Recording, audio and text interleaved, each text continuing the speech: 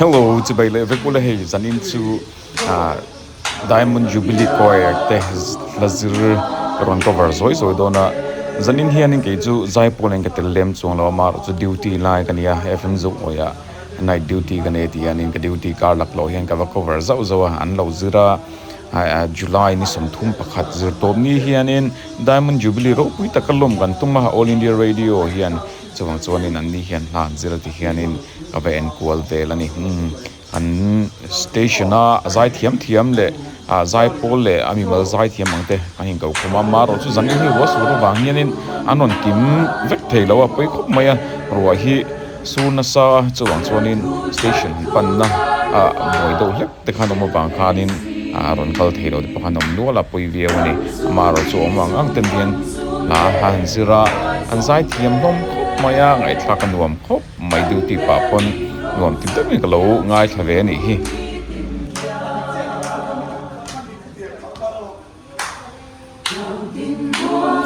he Diamond Jubilee lom na hianin All India Radio lo thok to zong kha local tek tur kan han som ha chu he video ka tang po hianin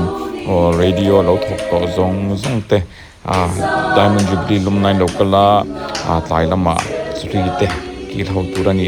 in za fa in so many di khain lo thangam le do ni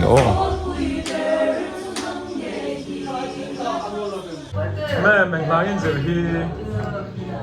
Hey, put seed in Kangalakwa.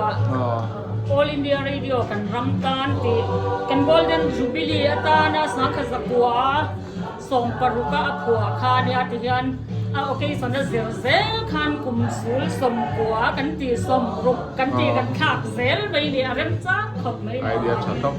Hey, in Vakazirami. Nilo, he for you, Tumzil. Very Tumzil. Chuanin Diamond Jubilee kain tikni angin lom don kha ni somthum pakhat July sang ni somthei paruka Diamond Jubilee lomna lan zirme gani so de so akina kan la cover an zai lai tu nan moi mo de sia tu chat tu karnaval ishu taisi